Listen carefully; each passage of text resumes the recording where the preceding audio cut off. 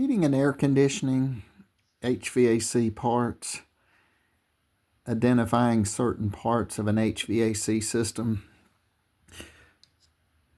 A contactor for HVAC. This is a contactor, conveys high voltage from one side to the other side.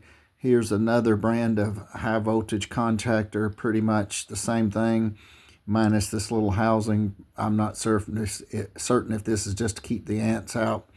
Now down here we have a relay. So these are relays. So the difference is, perhaps the HVAC guys can add the comments.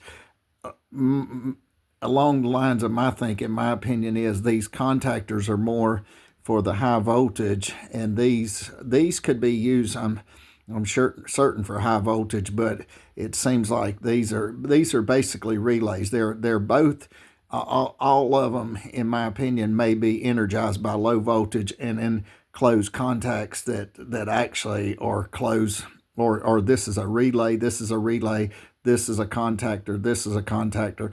But essentially, I kind of, the way I think, and I'm not sure if it's correct or incorrect, but this is more for conveying high voltage across. And then these are too, but it seems like maybe these, it's tough to say. So the HVAC guys can add this, but these are relays. Essentially, they may be energized by low voltage too. Like the contactor has a low voltage coil here, low voltage coil here. The relay has a low voltage coil that pulls it in. So, and then closes the switch, whether it be normally open or normally closed. I kind of think along the lines of a switch, like a light switch.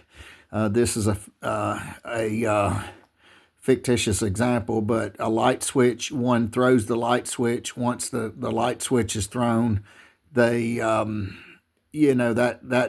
think of it as like a manual relay. Well, this is a contactor or a relay. And but this is controlled, instead of doing this by hand, this is controlled by a voltage, a low voltage, which in turn can move other voltages across it. So this is a contactor, this is a contactor, this is a relay, and this is a relay for heating and air conditioning, or HVAC, primarily for residential uses. Thank you for watching. Have a great day.